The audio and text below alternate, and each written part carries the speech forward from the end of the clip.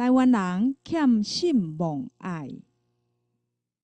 伫世界，台湾已经互人认定是已开发的国家。安尼，21世纪的台湾人，还阁有啥物欠点无？我伫遮要讲，台湾人上界欠缺的，就是信望爱。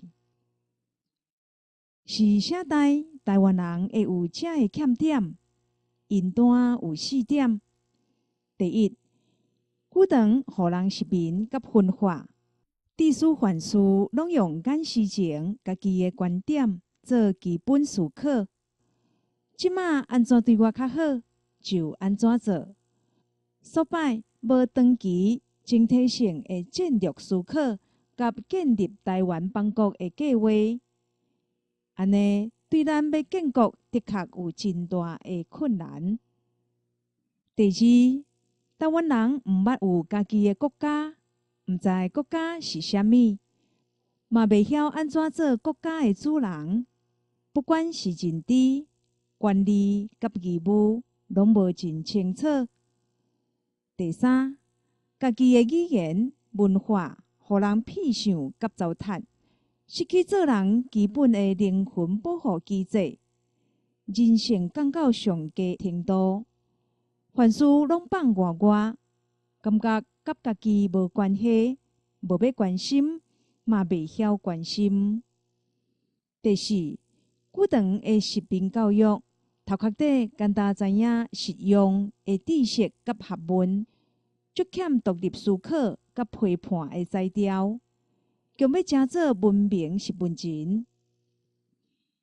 因为顶头的理由，台湾人对家己、对别人拢无信心，对未来嘛无啥物愿望，毋敢有寄望。过一日算一日，趁钱较要紧。搁较惨的是，别人的囝死袂了，厝内整理到清气当当，出去外口就粪扫乌白蛋。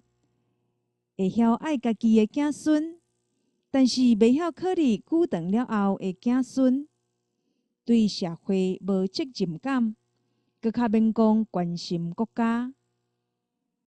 台湾人若是真正想要建立现代文明的邦国，应该赶紧改掉顶面的镜头，用现代人的头壳思考台湾的未来，用负责的态度、认真的作为，甲有远见的眼光，积极培养信望爱的现代人性格，对家己、对社会、对国家有信心、有愿望，甲有爱心，认真参与公共事务，大力鼓舞建国意识，赶紧建立文明国家，互台湾后代子孙有好所在，通过幸福快乐的好年冬。